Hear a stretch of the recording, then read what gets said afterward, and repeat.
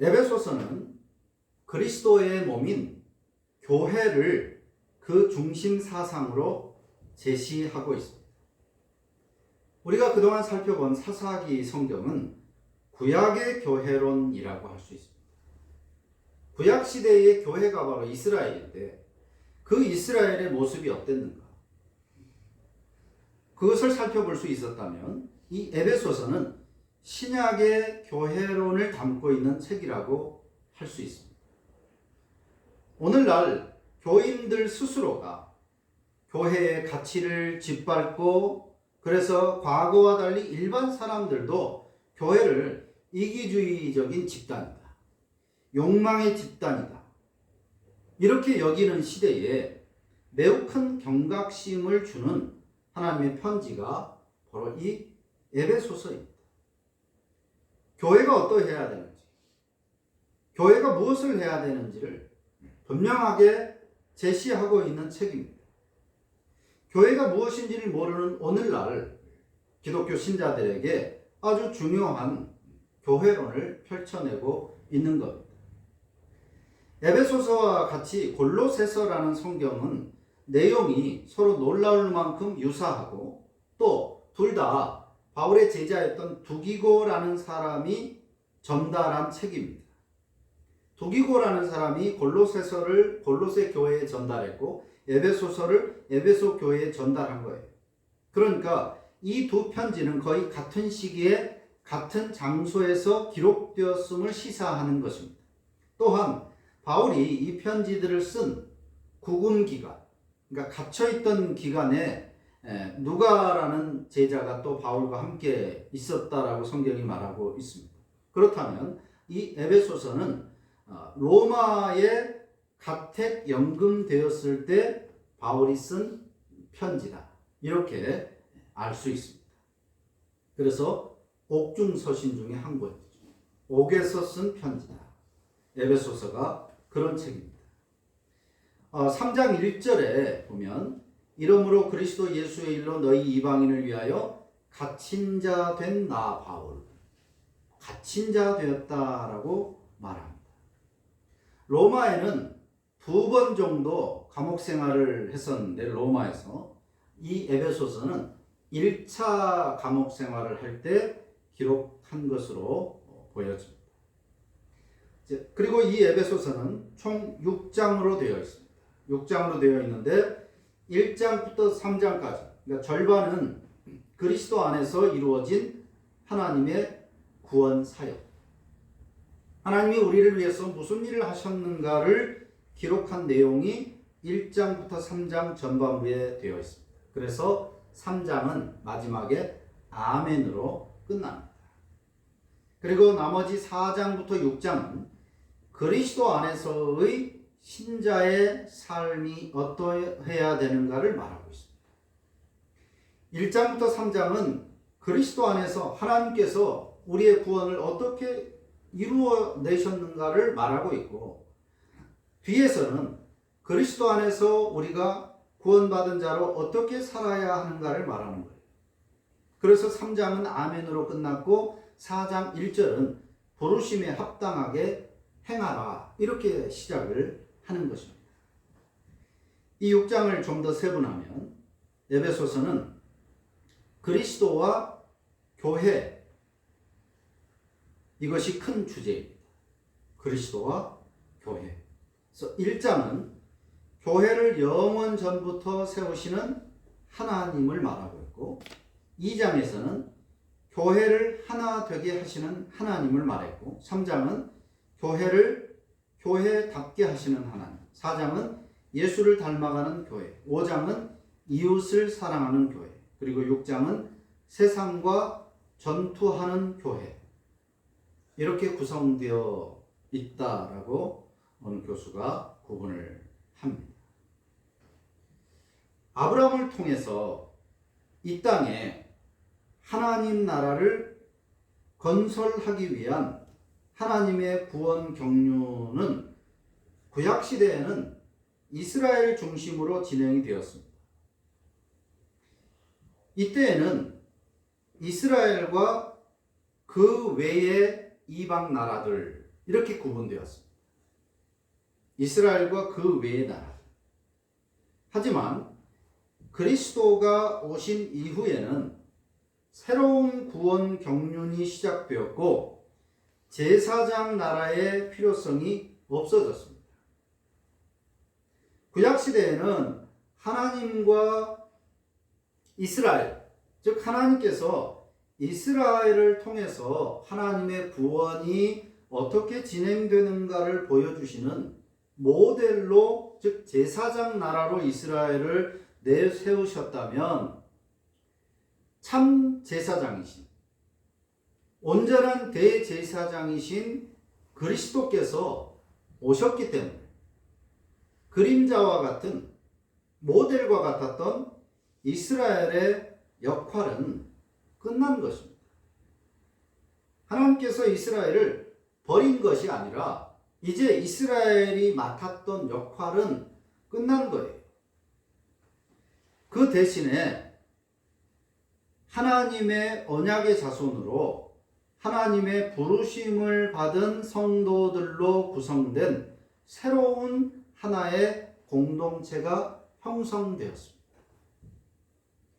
그리스도가 오시기 전에는 하나님의 그 구원의 모델로 이스라엘 공동체가 그 역할을 했다면 그리스도 이후에는 하나님께서 새로운 하나의 공동체를 만드셨다는 거예요. 이 새로운 존재가 하나님의 교회라고 불리는 것입니다. 하나님의 교회. 이스라엘이 하나님의 나라였던 것처럼 이제 그리스도 이후에는 하나님의 교회가 새로운 역할을 부여받게 된 것입니다. 그리고 구약의 이스라엘에서는 아브라함의 그 육적인 혈통들을 중심으로, 물론 이방 사람들도 필요에 따라서는 포함이 되기도 했었지만 그건 혹가다, 간혹가다였고, 일반적으로는 이스라엘 사람이, 아브라함의 자손들이 그 구성원이었다면 이제 그리스도 이후에 새로 형성된 공동체인 하나님의 교회, 이 교회의 구성원은 그리스도를 통하여 하나님과 화목을 이룬 사람들입니다. 이제 혈통이 아니에요.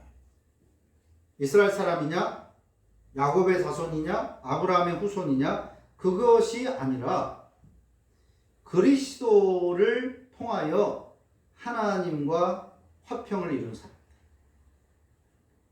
이 교회는 구원을 위한 하나님의 최종적인 계획이 담긴 영원한 하나님 나라의 축소판과 같은 것입니다. 구약에서는 이스라엘이 하나님 나라의 축소판이었다면 신약시대에는 그리스도가 오셨기 때문에 하나님의 교회가 하나님 나라의 축소판이에요. 그래서 유대인도 아니고 이방인들도 아닌, 즉 유대인만 모이는 것도 아니고 그렇다고 유대인은 이제 제외된다도 아니고 제3의 공동체입니다. 혈연, 지연, 학연, 신분, 시대를 다 초월해서 예수님을 그리스도로 믿는 하나님의 백성들의 모임인 것입니다. 이를 우리는 교회 혹은 교회 공동체라고 하는 거예요. 자, 따라서 하나님의 구원 경륜이 구약에서는 이스라엘 나라, 신약에서는 교회를 통해서 진행이 된다라고 한다면 교회가 무엇인지를 모르게 될 때 심각한 오류가 발생하게 되는 것입니다. 하나님의 구원이 교회를 통해서 이제 진행이 되는데 교회를 모르면 심각한 신앙의 오류가 발생할 수밖에 없는 것입니다. 오늘날 한국 교회들의 문제의 근본은 바로 교회론의 부재입니다. 교회가 무엇인지를 모른다는 겁니다. 교회가 무엇인지에 대한 이해가 잘못되니까 당연히 운영이 잘못되겠죠. 방향성이 잘못되는 겁니다. 다들 그 정체성, 그 목적지가 있습니다. 목표하는 바가 있을 거예요. 그런데 교회도 목적이 있고 목표하는 바가 있습니다. 그런데 교회를 잘못 알면, 이해가 잘못돼서 오해가 되면 당연히 그 교회를 운영할 때 방향성이 틀릴 수밖에 없는 겁니다. 바꿔 얘기하면 교회 구성원들의 태도가 잘못될 수밖에 없는 거죠. 무엇을 목적으로 하느냐에 따라서 행동이 나오는 거예요. 교회에 대한 이해가 잘못되니까 직분에 대한 그릇된 생각들이 나타나게 되는 거예요. 직분을 직급으로, 직위로 생각을 하게 되는 거죠. 그래서 목사가 제일 높은 사람이고, 그 다음에 장로고, 그 다음에 집사. 또 할 수 있으면 뭐 이런저런 감투를 다 씌워주고, 교회라고 하는 공동체의 직원, 쉽게 말하면 직원인데 그 직원에 대한 이해가 잘못되는 거예요. 그저 세상의 어떤 조직들처럼, 공동체처럼 직분을 이 직위로 생각을 하게 되는 거예요. 그래서 명령 체계가 생겨나고 독재가 생겨나고 편향되기도 하고, 그 결과 신자들의 삶이 성경적인 삶이 아니라 성경의 적이 되는 그런 결과로 나타나게 되는 거예요. 의도치 않게 오히려 교회가 하나님을 대적하게 되고, 하나님의 이름을 부르는 신자들이 하나님의 이름을 오히려 부름으로써 먹칠을 하고 있는 것입니다. MBC 방송국에서 제작된, 그래서 넷플릭스를 통해서 배포해서 지금 큰 반향을 불러오고 있는 내가 신이다. 대표적인 큰 무리를 일으켰던 이단들의 관련된 그 내부의 문제들을 지적하고 있습니다. 알만한 사람은 다 알고 있지만 많은 국민들은 알지 못합니다. 심지어 교회에 다니는 사람들조차도 알지 못하는 엄청난 그런 일들이고, 그것이 과거의 사건들이 아니라 현재와 연결되어 있기 때문에 지금 많은 이들이, 심지어 나라 밖의 사람들에게도 회자가 되고 있는 지금 그 다큐입니다. 그 내용에 대해서는 뭐 세세하게 말할 필요도 없는데, 그런데 비단 신천지나 여호와 증인이나 하나님의 교회나 JMS 정명석 만민성결교회 이재로 예수중심교회 이초서 또는 기타 잡다한 사이비 단체들만의 문제가 아니라고 하는 것입니다. 기성교회들도, 많은 기성교회들도 규모나 정도만 다를 뿐이지 이단 사이비와 다를 바 없는 행태를 보이고 있는 거예요. 그러니까 일반 사람들이 볼 때, 아, 저건 기성교회와 다르다, 이렇게 구분을 할 수 있으면 아무런 문제가 아닌데, 일반 사람들은 기성교회와 그 비도덕적이고 비사회적이고 비윤리적인 그런 집단들과 일반 사람들은 구분을 못한다는 거예요. 심지어 교인들조차.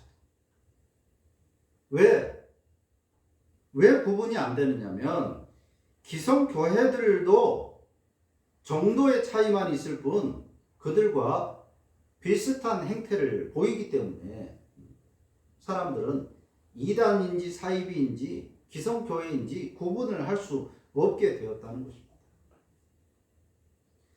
전광훈 같은 사람들을 일반 사람들은 교회 중에 하나라고 생각할 것입니다.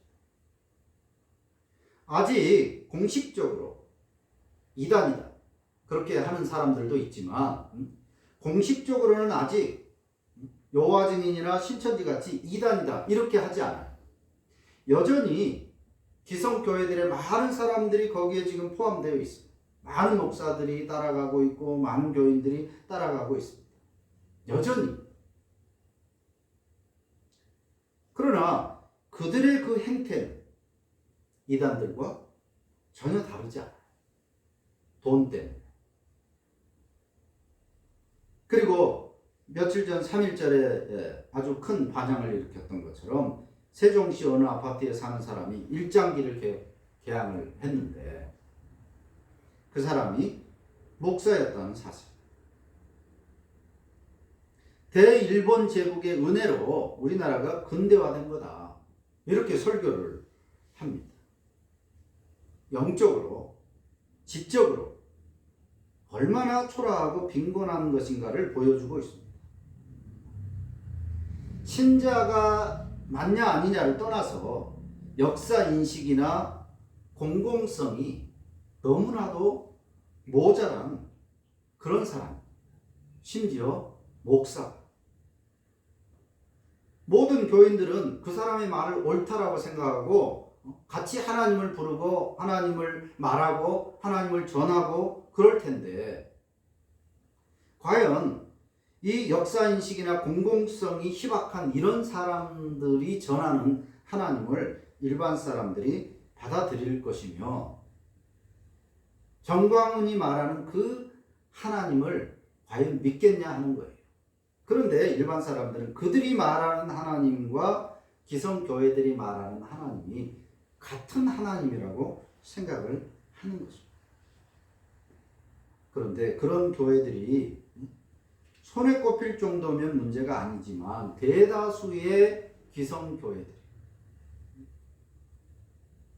그런 모습을 보이고 있다고 하는 겁니다. 교회가 무엇인지, 그래서 교회가 어떠해야 하는지 모르기 때문에 목사가 헛소리를 해도 그대로 따라가. 헛소리를 따라서 사니까 헛짓거리 같은 삶이 나오게 되는 거예요. 교회가 바로 서면 신자의 삶이 달라지고 신자들의 삶이 바뀌면 우리 사회는 정화될 수 있습니다. 교회가 문제지만 또 한편으로는 교회가 유일한 희망이기도 하다는 말. 이미 선을 넘었다 라고 말할 수 있는 그런 상황이기는 하지만 과연 교회가 온전한 모습으로 회복될 수 있을까? 불가능한 지경이 되었다라고 평가하는 그런 상황이기도 하지만 어차피 세상은 그렇게 되는 것이니까. 그럼에도 불구하고 교회들이 힘을 합해서 바른 교회관을 세우고 그래서 바로 가르치고 바로 배우고 바른 신자의 삶을 사는 사람들이 그나마 아주 소수가 아니라 극소수가 아니라 그나마 많아지면 우리 사회가 어느 정도는 정화될 수 있을 그런 가능성이 있다라고 하는 것입니다. 그렇기 때문에 교회론이 대단히 중요한 거예요. 교회가 무엇인지를 아는 것이. 바로 아는 것이. 교회가 무엇인가라고 하면 이런저런 말들을 많이 할 수는 있지만 그러나 성경적인 교회론을 말할 수 있는 사람들은 많지 않습니다. 왜냐하면 그것을 가르치지 않기 때문에. 그래서 우리는 에베소서 교회가 무엇인가를 중점적으로 가르치고 있는 이 에베소서라는 성경을 통해서 에베소 교회를 바울이 세우고 그리고 눈물로 복음을 전해서 탄탄하게 만들었던 그 교회에 나중에 문제가 생겨서 편지를 보냈는데 내가 원하는 교회는 이런 교회고 하나님이 기뻐하시는 교회는 이런 교회며 이런 것은 너희들의 잘못이다. 올바른 교회가 무엇인가를 가르치고 있는 이 에베소서를 통해서 성경이 가르치는 교회, 하나님께서 그리스도를 통하여 이 땅에 세워 가시고자 하는 교회가 무엇인지 바로 알아서 참된 교회, 참된 신자가 되어야 할 것입니다. 그것이 오늘 우리에게 에베소서를 통해서 하나님께서 주실 은혜입니다. 여전히 하나님께서는 우리에게 은혜 주시기를 원합니다. 바른 교회가 되기를 원하십니다. 바로 이 성경을 통해서 우리에게 그것을 가르치실 텐데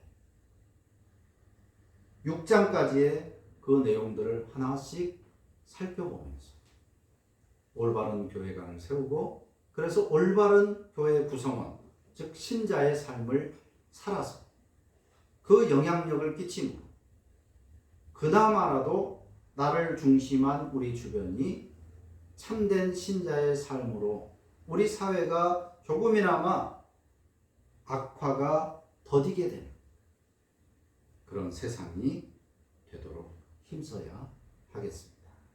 기도하겠습니다.